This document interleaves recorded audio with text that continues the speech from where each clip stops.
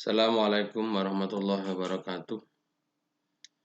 Alhamdulillahirabbil alamin. Wa bihi nasta'inu ala umuri dunya waddin. Wassalatu wassalamu ala asyrofil mursalin sayyidina wa maulana Muhammadin sallallahu alaihi wasallam wa ala alihi washabihi ajma'in. Qala rabbi shrah li sadri wa yassir li amri wa hlul 'uqdatam min lisani yafqahu qawli, amma ba'du. Puji syukur kita panjatkan kehadirat Allah Subhanahu wa taala yang pada pagi hari ini kita masih diberikan kenikmatan, kesehatan jasmani dan rohani sehingga kita masih bisa bertemu kembali bertatap muka dalam pembelajaran secara daring. Dua kalinya sholawat dan salamnya Allah mudah-mudahan tetap dilimpahkan kepada baginda alam Nabi besar Muhammad SAW, Nabi yang selalu kita harapkan syafaatnya mulai dari kehidupan di dunia hingga kehidupan di akhirat kelak. Anak-anakku sekalian yang soleh dan solehah dan yang kami banggakan dan kami rindukan, kita bertemu kembali dalam pembelajaran secara daring. Baiklah, pada hari ini tanggal 2 September 2020 kita akan melanjutkan kembali materi kita tentang proses Islam masuk di Indonesia, kemudian bagaimana perkembangan Islam di Indonesia, bagaimana proses masuknya, kemudian berkembang di Indonesia, kemudian membentuk dalam sebuah berbagai kerajaan-kerajaan di Indonesia. Untuk itu baiklah kita ikuti saja materi berikutnya.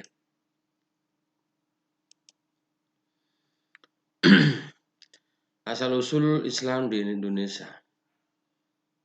Ya, Islam datang dari Arab. Ya, Islam datang dari Arab. Sudah saya sampaikan di materi awal bahwa ada beberapa pendapat yang mengatakan Islam itu datang dari Arab atau dari Gujarat. Ya.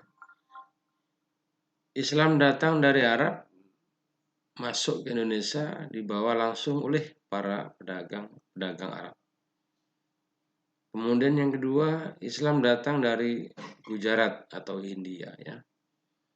Para pedagang Gujarat yang beragama Islam datang ke Indonesia untuk berdagang. Selain berdagang, mereka juga menyebarkan agama Islam. Bukti lain bahwa Islam datang dari Gujarat antara lain unsur-unsur Islam di Indonesia menunjukkan persamaan di Gujarat. Kemudian bentuk batu nisan Malik As-Saleh yang mempunyai ciri-ciri yang sama dengan batu nisan yang ada di India. Kemudian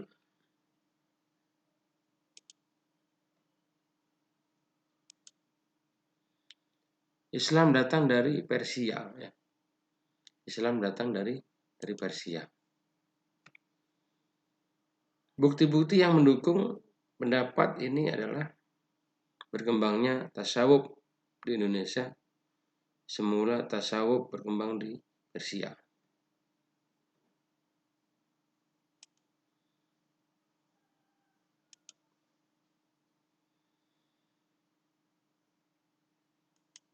Inilah peta kedatangan Islam dari Arab ataupun dari Gujarat dan dari Persia. Ini bisa dilihat di layar, yaitu benua yang menggambarkan jalur masuknya Islam ke Indonesia. Perkembangan kerajaan Islam di Indonesia, karena sudah Islam di Indonesia sudah bertumbuh, tumbuh kembang, kemudian menjadi sebuah kerajaan. Ya. Para pedagang merupakan kelompok yang paling berjasa dalam hal ini, ya, dalam awal-awal penyebaran Islam di Indonesia.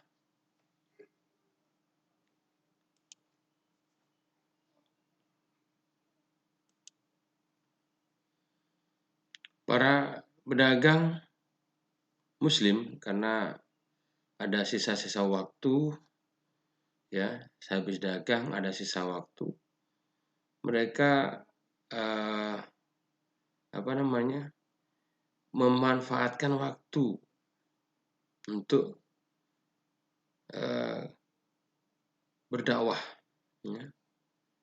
Mereka gunakan untuk berdakwah, menyebarkan Islam, mengenalkan budaya dan tradisi-tradisi Islam, mengenalkan nilai-nilai agama Islam, mengenalkan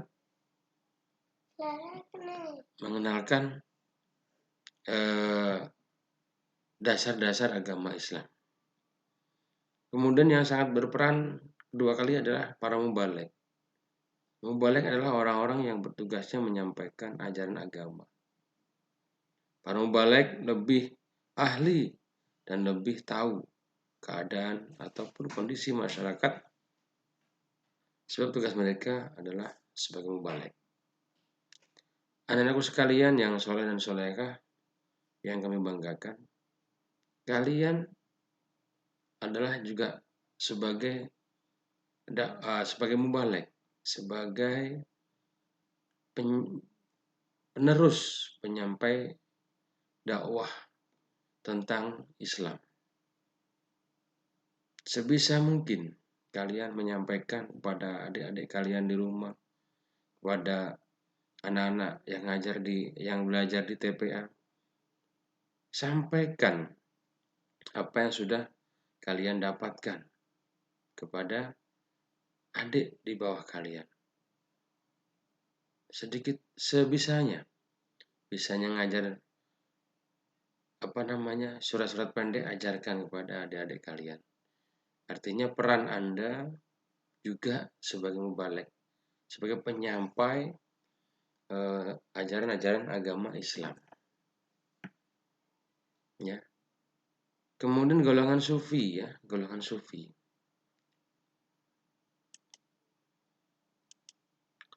Golongan sufi ini penyiaran agama melalui tasawuf terasa lebih cocok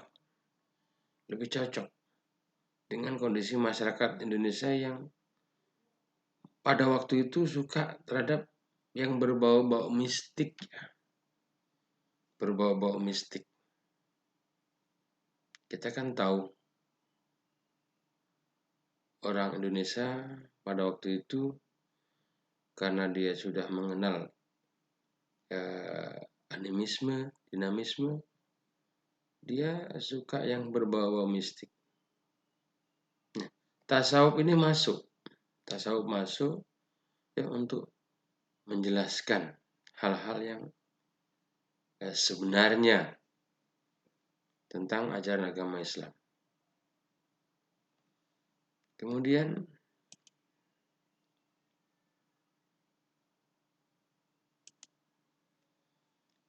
pendidikan.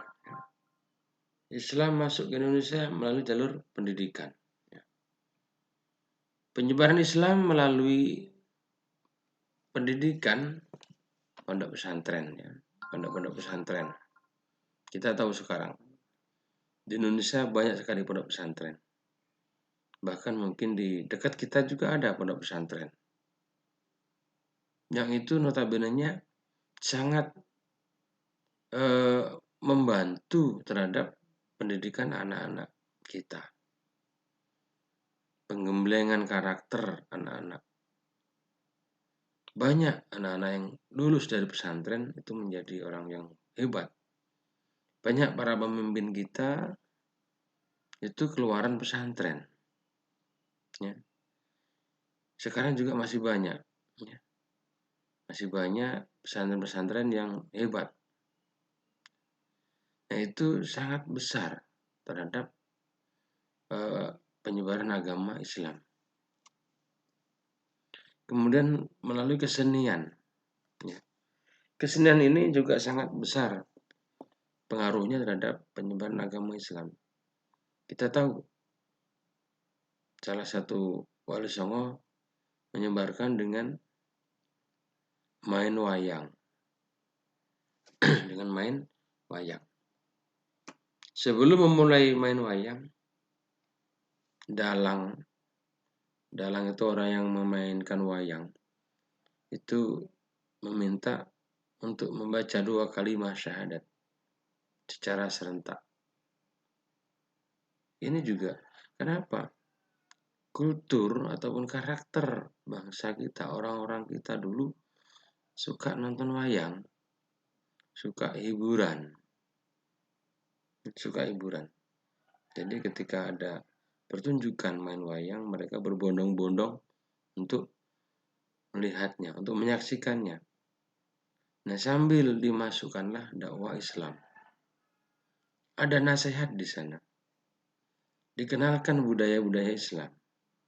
Dikenalkan rukun Islam. Ya. Dikenalkan siapa sang pencipta alam. Sehingga mereka banyak yang masuk agama Islam.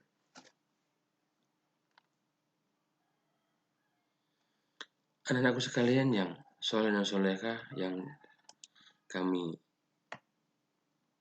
banggakan dan kami rindukan, tolong dibaca lebih lengkap di buku yang sudah kami kirimkan, buku digital. Kemudian materi-materi dalam bentuk PowerPoint yang sudah pernah saya kirimkan, itu tolong dibaca. Dan saya sangat berpesan kepada anakku sekalian agar lebih bisa menjaga kesehatan. Jangan sering main keluyuran, karena ini ada informasi di dekat kita itu ada yang terkena virus corona. Jadi sekarang sudah kita berpikiran kemarin sudah mau melaksanakan tatap muka. Namun informasi yang ada di tetangga kita, di dekat kita itu ada yang terkena, sehingga membuat kita panik. Membuat kita panik. Sekolah yang kemarin sudah mulai diatur masuk SD itu ditutup kembali, disuruh daring lagi. Dan mudah-mudahan kita terjauh dari COVID-19 dan kita programkan segera bisa melaksanakan pembelajaran secara tatap muka walaupun secara bergantian. Jadi sekian untuk pertemuan pada pagi hari ini. Kurang lebihnya mohon maaf.